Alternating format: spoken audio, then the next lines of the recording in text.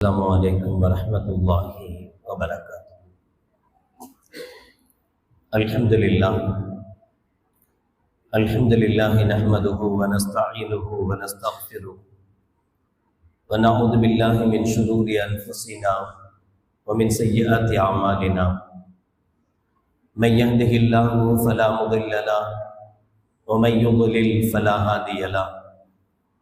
ونشهد أن لا إله إلا الله وحده لا شريك له ونشهد أن سيدنا ومولانا محمدا عبده ورسوله.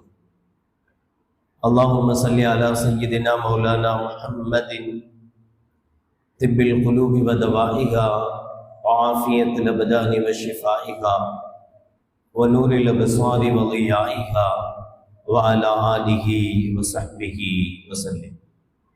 أما بعد فقد قال الله تعالى في القرآن العظيم الفرقان المجيد: أعوذ بالله من الشيطان الرجيم، بسم الله الرحمن الرحيم، وبالآخرة هم يوقنون. قال النبي صلى الله عليه وسلم: والحكمة تجري في الخوف مجرى الدم، فمن كثر تفكره قل تؤمه وكل لسانه، ومن قل تفكره كثر تؤمه وقسى قلبه، والقلب القاسي بعيد من الله بعيد من الجنة قريب من النار، أو كما قال عليه الصلاة والسلام. صدق الله العظيم وصدق رسوله النبي الكريم. سبحانك لا علم لنا إلا ما علمتنا إنك أنت العليم الحكيم. رب اشرح لي صدري ويسر لي أمري واحلل عقدة من لساني يفقهوا قولي. إن أريد إلا الإصلاح ما استطعت وما توفيقي إلا بالله. புகழ் அனைத்தும் அல்லாஹ் ஒருவனுக்கே உரித்தாகட்டுமாக. சலாத் என்னும் கருணையும் சலாம் என்னும் ஈரேற்றமும் ஈருலக சர்தார் எம்பெருமானார் ரசூலே கரீம் ஸல்லல்லாஹு அலைஹி வஸல்லம் அவர்கள் மீதும் அவர்களுடைய அடிச்சுவடுகளை கடுகளவும் பிசகாது வாழ்ந்து வந்த உத்தம சத்திய சஹாபாக்கள், தாபிஈன்கள், தபா தாபிஈன்கள், நபிமார்கள், வலிமார்கள், ஷஹீதுகள் மற்றும் நம் அனைவர்கள் மீதும் என்றென்றும் நிலவட்டுமாக. ஆமீன். பெரும்பிற்கும் பெருமதிப்பிற்கும் உரிய பெரியோர்களே, அல்லாஹ்வின் நேரடியார்களே, நாம் ஏற்றிருக்கிற புனிதமான இஸ்லாம் மறு உலகத்திற்கு மட்டுமல்லாமல் இவ்வுலகத்திலேயும் மனிதன் புனிதனாக வாழ்வதற்கு, எல்லோராலும் ஏற்றுக்கொள்ளப்பட்டவனாக வாழ்வதற்கு, எல்லோரிடத்திலேயும் நற்பெயர் பெற்றவனாக வாழ்வதற்குண்டான வழிமுறைகளை நமக்கு காட்டித் தருகிறது. அதற்குண்டான மிக முக்கிய காரணம், இஸ்லாமியர்களான நாம் இறைவன் சொல்வதைப் போல வகும் பில் ஆகிரத்தி ஹும் யூக்கினூன், அவர்கள் மறுமையை நம்பக்கூடியவர்கள், உறுதி கொள்ளக்கூடியவர்கள். மறுமை என்றொன்று உண்டு என்பதை உறுதியாக நம்பக்கூடியவர்கள். நாம் இவ்வுலகத்தில் செய்கிற எந்த காரியமாக இருந்தாலும் அது இவ்வுலகத்தோடு முடிந்து போகக்கூடிய காரியம் அல்ல. அதை தாண்டி இவ்வுலகத்தில் நாம் எதை மறைத்தாலும், யாரிடமிருந்து மறைத்தாலும், நாளை மறுமையில் அல்லாஹ்வுக்கு முன்னிலையில் அது வெளிச்சம் போட்டு காட்டப்படும். மக்களுக்கு முன்னிலையில் அது குறித்து விசாரிக்கப்படும் என்கிற பயம்தான் ஒரு மனிதனை இவ்வுலகத்தில் மனிதனாக வாழ வைக்கிறது. அந்த பயம் மட்டும் ஒரு மனிதனுக்கு இல்லாமல் போனால் இந்த உலகம் மட்டுமே நிரந்தரமானது. இறப்புக்கு பிறகு மறு உலகம், கபருடைய வாழ்க்கை என்பதெல்லாம் ஒன்றில்லை என்று ஒரு மனிதன் எண்ணம் கொள்ள ஆரம்பித்தால், வாழுகிற காலம் வரை யாரை அடித்தாவது, எவன் ஊரையாவது, எப்படியாவது உலகில் போட வேண்டும் என்று நினைப்பது போல, எப்படியும் வாழலாம், எதை வேண்டுமானாலும் மறைத்து வாழலாம் என்கிற தைரியமாக வாழ்வதற்கு எந்த மோசமான செயல்களையும் தைரியமாக செய்வதற்கு துணிந்து விடுவான். இந்த பயம்தான் மறுமை இருக்கிறது, மறுமையினுடைய விசாரணை இருக்கிறது, அல்லாஹ் என்றொருவன் இருக்கிறான், அவன் நிச்சயம் நம்மை கேள்வி கேட்பான் என்கிற பயம்தான் நம்மை தவறுகளிலிருந்து பாதுகாக்கிறது. தப்பு செய்யாமல் தப்பித்துக் கொள்வதற்கு அதுதான் நம்மை பாதுகாக்கிறது.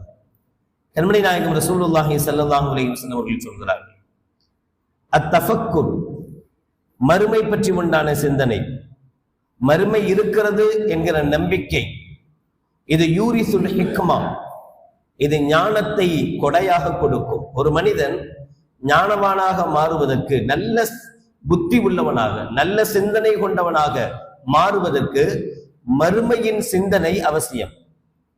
யாரிடத்தில் மறுமை சிந்தனை இல்லையோ அவனால் நல்ல சிந்தனைகளை கொண்டு வர முடியாது. அவனால் நல்ல ஞானவானாக, எவ்வளவு நல்ல கருத்துக்கள் சொன்னாலும் சரி, எவ்வளவு உயர்தரமான கருத்துக்கள் அவனிடமிருந்து வெளிவந்திருந்தாலும் சரி, நிச்சயமாக இவ்வளோ பேசியிருக்கிறாரு, இவ்வளோ எழுதியிருக்கிறாரு, இப்படியெல்லாம் நடந்திருக்கிறாரு, ஆனா மரணத்துக்கு பிறகு நம்முடைய வாழ்க்கை என்ன, அது என்ன, இதை பத்தி யோசிக்காம மொத்தா போயிட்டானே என்றுதான் கடைசியில் முடிக்க வேண்டுமே தவிர, நிச்சயமாக மறுமை சிந்தனை மட்டும்தான் ஒரு மனிதனுக்கு உண்டான உண்மையான அறிவை, உண்மையான தெளிவை, உண்மையான ஞானத்தை கொடுக்கிறது. இந்த பயம், மறுமையின் சிந்தனையால் ஏற்படுகிற இந்த பயம் ஒரு மனிதனுடைய இரத்த நாளங்கள் முழுக்க பாய்கிறது. அவனுடைய கண் இறை அச்சத்தோடு இருக்கும். அடுத்ததை பார்க்கக்கூடாது, கெட்டதை பார்க்கக்கூடாது என்று நினைப்பான். உடலில் எங்கெல்லாம் இரத்த ஓட்டம் இருக்கிறதோ, இரத்த ஓட்டம் இல்லாத இடமே இல்லை. எல்லா இடங்களிலும் இரத்த ஓட்டம் இருக்கிறது. இரத்த ஓட்டம் இருக்கிற எல்லா இடங்களிலேயும் இறை அச்சமும் இருக்கும். எப்போது? தஃபக்குர் ஃபில் ஆஹிரா, மறுமையினுடைய சிந்தனை யாருக்கு இருக்கிறதோ அவனுக்கு. ஃபமன் கதுர தஃபக்குருஹு, யார் மறுமை சிந்தனையை அதிகப்படுத்திக் கொள்வானோ, கல்ல துக்முஹு வ கல்ல லிசானுஹு, அவனுடைய உணவு குறைந்து போகும். சாப்பாடு குறையும், ரொம்ப திங்க மாட்டான், அளவுக்கு மட்டும்தான் சாப்பிடுவான், அளவுக்கு மீறி சாப்பிட மாட்டான். ஆட்டோமேட்டிக்கா அவனுடைய சாப்பாடு குறையும். வ கல்ல லிசானுஹு, அவனுடைய பேச்சு, அவனுடைய நாவு கஷ்டமாகும். தேவையில்லாதவைகளை பேச மாட்டான், அவசியமானவைகளை மட்டும், தேவையானவைகளை மட்டும் பேசுவான். பேச்சும் குறையும், உணவும் குறையும், பேச்சும் குறையும். எப்போ?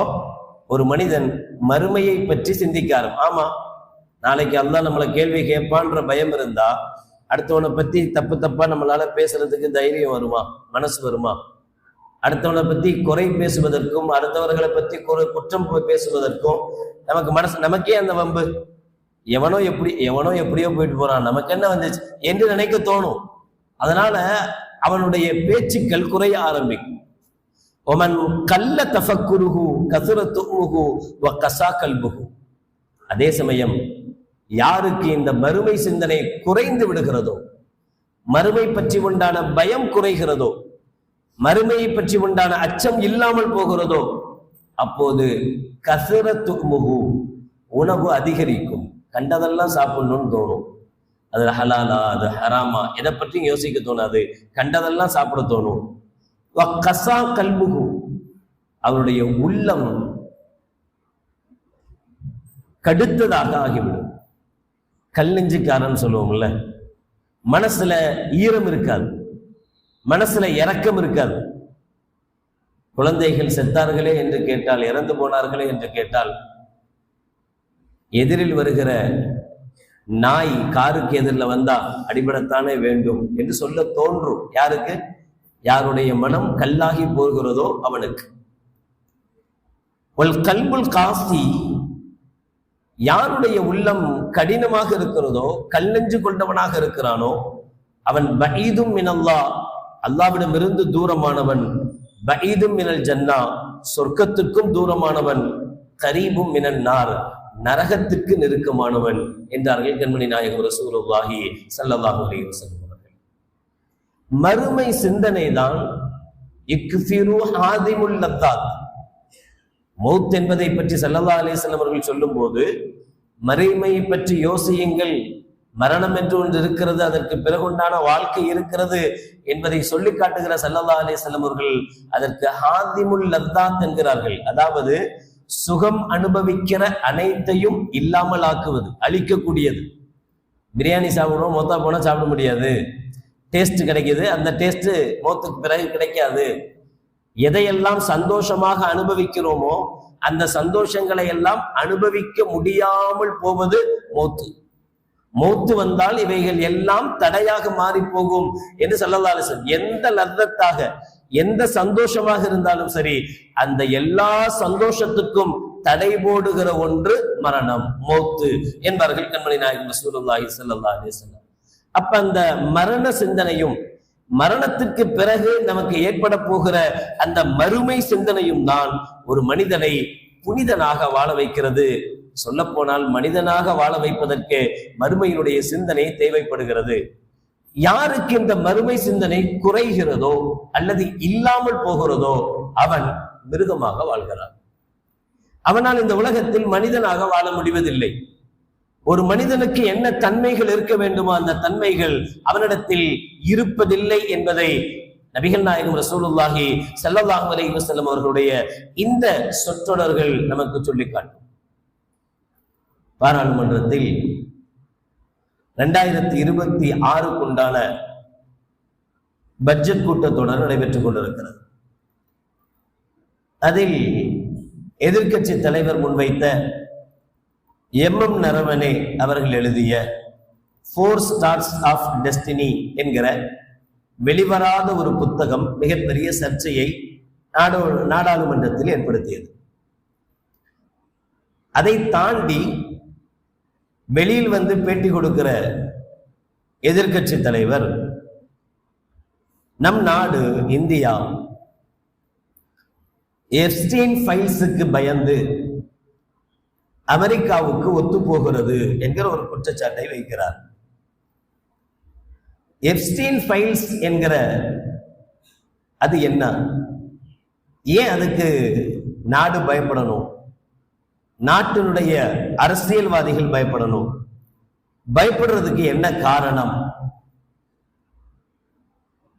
என்றால், ஜெப்ரி எப்ஸ்டீன் 2019 கைது செய்யப்பட்டு பாலியல் வன்முறைக்காக இளம் பெண்களை கடத்தி வந்து மற்றவர்களுக்கு அவர்களை பாலியல் துன்புறுத்தல் செய்ததற்காக 2019 கைது செய்யப்பட்டு சிறையிலேயே வைத்து செத்து போகிறான். அவன் செத்து போனதை தற்கொலை என்று நாடகமாடினாலும் அது ஒரு கொலையாக இருக்கக்கூடும் என்கிற சந்தேகம் 2026 வரை தொடர்ந்து கொண்டே இருக்கிறது. அவன் செத்த பிறகு 2019 அவனுடைய வழக்கை விசாரித்த யுஎஸ் அவனுடைய வழக்கினுடைய யதார்த்தத்தை புரிந்து கொண்டு இதில் அரசியல்வாதிகளுடைய தொடர்பு இருக்கிறது, பெரும் பெரும் பண முதலைகளுடைய தொடர்பு இருக்கிறது, இது ஓய்த்து கட்டப்படலாம் என்பதை புரிந்து கொண்டு சமீப காலமாக, இன்னும் சொல்ல போனா ஜனவரியில 2026 ஜனவரியில இதுவரை அவன் விஷயமாக, அவனுடைய கேஸ் விஷயமாக என்னென்ன டாக்குமெண்ட்ஸ் அரசாங்கத்துக்கு கிடைத்ததோ அந்த அரசாங்க டாக்குமெண்ட்ஸை பொதுமக்களுடைய பார்வைக்காக வெளியிடுவது என்று முடிவு செய்து வெளியிட்டது. அது இப்ப வர February 6 இன்னைக்கு வரைக்கும் 3.5 மில்லியன் பக்கம், 35 லட்சம் பக்கங்களை கொண்ட ஃபைல்ஸ், சுமார் 2000க்கும் மேற்பட்ட வீடியோக்கள், 1,80,000க்கும் அதிகமான புகைப்படங்கள். யார் இந்த ஜெஃப்ரி எப்ஸ்டீன்? சாதாரண மனிதனாகவே இருந்து பிறந்து பிறகு கொஞ்சம் கொஞ்சமாக அரசியல்வாதிகளையும் பெரியவர்களையும் அணுகி அவர்களுடைய தொடர்பை ஏற்படுத்தி கொண்டு பிறகு அவர்களுக்குள்ளவனாக தன்னை மாற்றிக்கொண்டு, அவங்களுக்கு என்னென்ன மறைமுக தேவைகள் தேவையோ அதெல்லாம் இவன் கொஞ்சம் கொஞ்சமா அவங்களுக்கு நிறைவேற்றி கொடுக்க, கடைசியில தலைவன் தொண்டனாகி போய் தொண்டன் தலைவனான கதையாக ஜெப்ரி எப்ஸ்டீன் மிகப்பெரிய கோடீஸ்வரன் ஆனான், அரசியல்வாதியாகவே இருந்தான். ஜெப்ஸ்டீன் தனித்தீவை உருவாக்கினான். அந்த தனித்தீவுக்குள்ளாக நடந்த நிகழ்வுகள் தான் இப்ப கொஞ்சம் கொஞ்சமாக வெளியில் வர ஆரம்பித்திருக்கிறது. அந்த தனித்தீவு முழுக்க முழுக்க அப்போதே பாதுகாப்புக்கு உட்பட்டதாக, யாரும் உள்ளே செல்ல முடியாது, செய்திகள் சேகரிக்க முடியாது. ஆனால் உள்ளே நடப்பவைகள் எல்லாமே கண்காணிக்கப்பட்டிருக்கிறது, உள்ளே நடப்பவைகள் எல்லாமே பதிவு செய்யப்பட்டிருக்கு. அதுதான் இப்ப பிரச்சனையாக மாறி போயிருக்கிறது. அதனுடைய வெளிப்பாடாக பெரும் பெரும் தலைகள், அறிவியல் விஞ்ஞானிகள், அரசியல் உள்ளவங்க, அமெரிக்காவினுடைய முன்னாள் ஜனாதிபதிகள், அதையும் தாண்டி நாட்டில் இருக்கக்கூடிய பல நாட்டினுடைய முன்னணி அரசியல்வாதிகள், பாலிவுட் நடிகர்கள் என்று பலருடைய பெயரும் அதிலே வெளியிடப்பட்டிருக்கிறது. இது ஒரு பாலியல் குற்றச்சாட்டு உள்ள ஒரு பின்னணியாக முன்வைக்கப்படுகிறது. இது சொல்லக்கூடிய கதை கவலையான ஒரு விஷயம். அவன் என்ன செஞ்சான், எப்படி போனான், அவன் யாருக்கு என்ன, அதெல்லாம் தொலையட்டும். முக்கியமான ஒரு விஷயத்தை இந்த எப்ஸ்டீன் ஃபைல்ஸ் நமக்கு உணர்த்துகிறது. அட்ரினோகுரோம் என்கிற ஒரு இரத்த வகை, சிறுமிகள், சின்ன குழந்தைங்க, அவங்கள பிடிச்சிட்டு வந்து அடைச்சி அவங்க அதிகபட்ச பயத்தை அவர்களுக்கு உருவாக்கும். சாதாரண பயம் அல்ல, அதிகபட்ச பயத்தை, உயிர் போற பயம் சொல்லுவாங்க, அதிகமான ஒரு பயத்தை உருவாக்கணும். அப்படி பயத்தை உருவாக்கும் போது அட்ரினலின் என்கிற ஒரு ஹார்மோன் அதிகமாக சுரக்கும். அந்த ஹார்மோன் அதிக எல்லையை அடைகிற போது அப்போது அந்த குழந்தைகளிடமிருந்து எடுக்கப்படுகிற இரத்தம்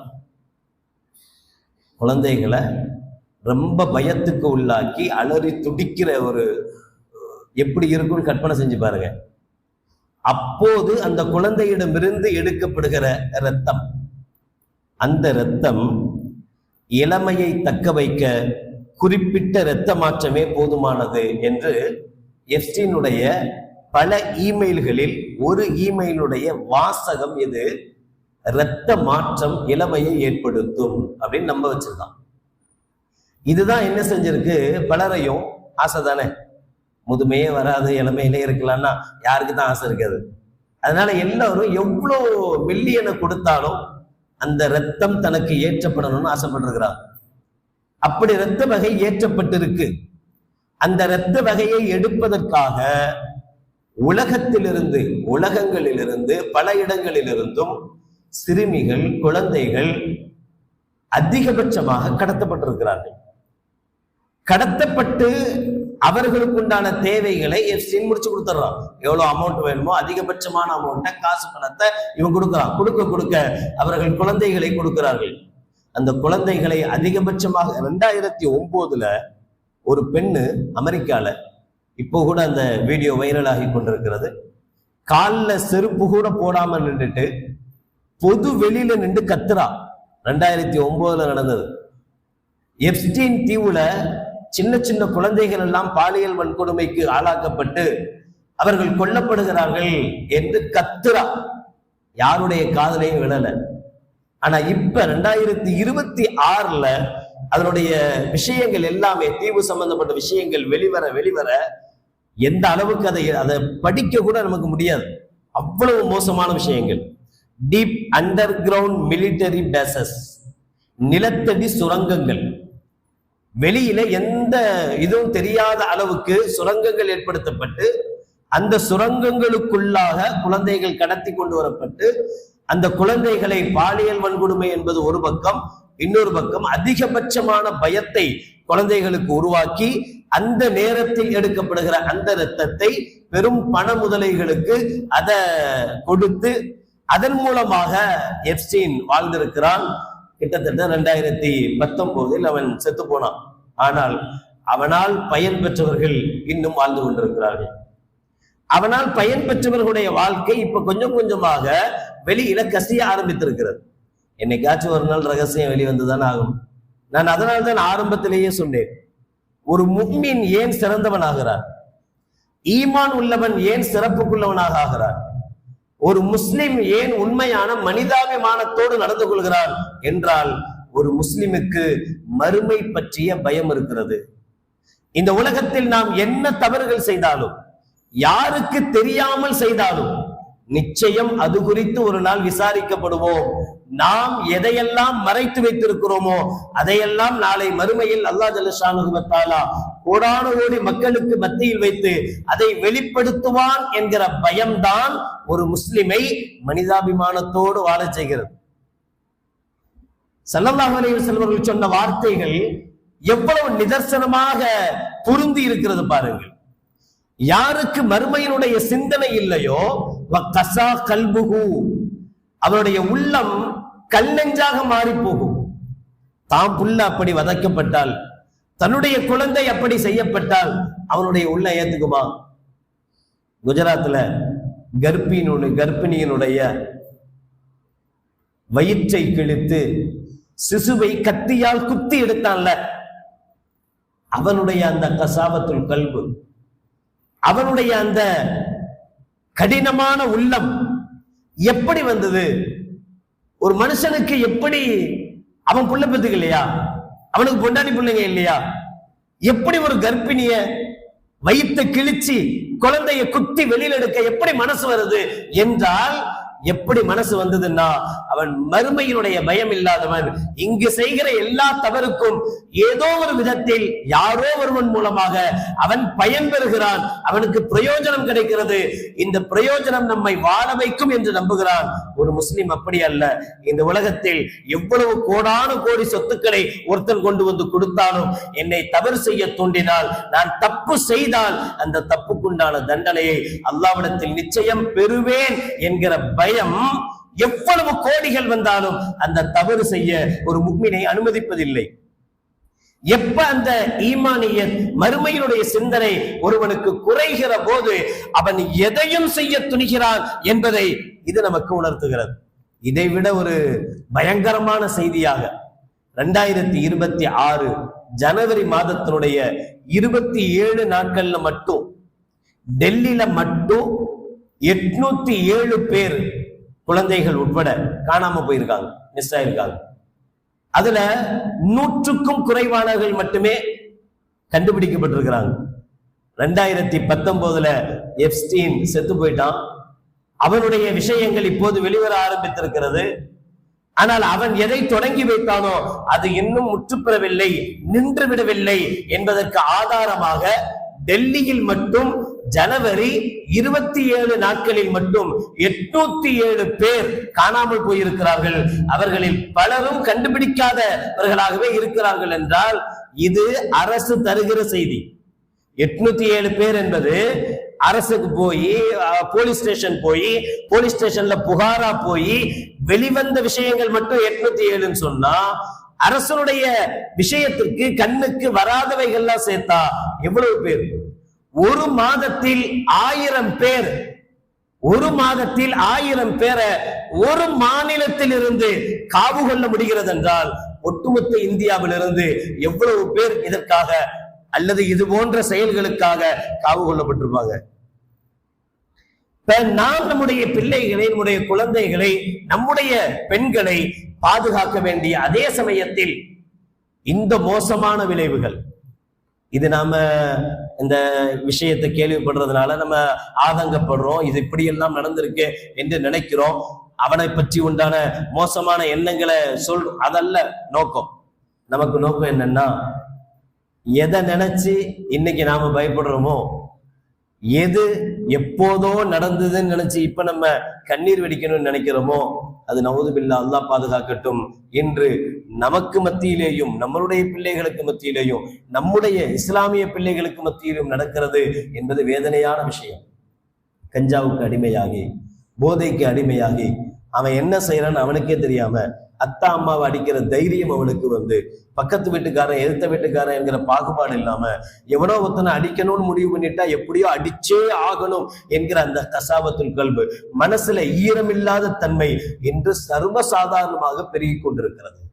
ஏதோ ஒரு ஃபைல்ஸை நினைத்து, ஏதோ ஒரு ஃபைலுக்காக, எவனோ ஒருத்தன் செய்ததற்காக இன்று கவலைப்படுபவர்களாக நாம் இருக்கக்கூடாது. உண்மையில் நாம் அறிவுள்ளவர்களாக இருந்தால் இனிவரும் தலைமுறையை, நம்மோடு இருக்கும் தலைமுறையை பாதுகாக்கும் தலைமுறையாக நாம் மாற வேண்டும். அதற்கு மிக முக்கியமான தேவை நம்முடைய இளைஞர்களுக்கு மத்தியில், நம்முடைய பிள்ளைகளுக்கு மத்தியில் மறுமை சிந்தனையை அதிகப்படுத்துவது. உன்னுடைய வாழ்க்கை இதோடு முடிய போறது இல்லம்மா, மூத்துன்னு ஒண்ணு இருக்கு, கபருன்னு ஒண்ணு இருக்கு. அந்த கபூர்ல நாம இந்த பாவம்லாம் செஞ்சா இப்படிப்பட்ட தண்டனைகள்லாம் உண்டு என்பதை நம்ப வைக்கிறது. உண்மையை தானே சொல்றோம். நாளை மறுமைன்னு ஒண்ணு இருக்கு, அதுல நாளைக்கு அல்லாஹ் விசாரிப்பான். நம்ம இங்க எவ்வளவு சொத்து சேர்த்தோம், எவ்வளவு சந்தோஷமா வாழ்ந்தோம் என்பதல்ல பெருசு. நாளைக்கு அல்லாஹ்ட்ட போய் நின்றா நம்ம பதில் சொல்ல முடியாம நரகத்துக்கு போக வேண்டிய நிலை வந்துடக்கூடாது. நரகம் இவ்வளவு கொடூரமானது, இவ்வளவு கொடுமையானது என்கிற மறுமை பற்றிய சிந்தனையை, மறுமை பற்றிய விஷயங்களை நம்முடைய பிள்ளைகளுடைய மனங்களில் ஆழமாக பதிய வைப்பதும், அதை நம்ப வைப்பதும், அப்படிப்பட்ட பிள்ளைகளாக நம்முடைய குழந்தைகளை நாம் உருவாக்குவதும் இன்றைய காலகட்டத்தில் மிக மிக அவசியமாக இருக்கிறது. அல்லாஹ் ஜல்ல ஷானஹு வ தஆலா நம் வீடுகளில் வளரும் குழந்தைகளை மார்க்கப்பட்டுள்ள குழந்தைகளாக ஆக்கி அருள் புரிவானாக. மறுமை சிந்தனை உள்ளவர்களாக ஆக்கி அருள் புரிவானாக. நாளை மறுமையில் அல்லாஹ்வை சந்திக்கும் பாக்கியத்தை நம் அனைவர்களுக்கும் அல்லாஹ் நசீபாக்குவானாக. வாஹிரு தஅவானா அல்ஹம்துலில்லாஹி ரப்பில் ஆலமீன். அஸ்ஸலாமு அலைக்கும் வரஹ்மத்துல்லாஹி வபரகாத்துஹு.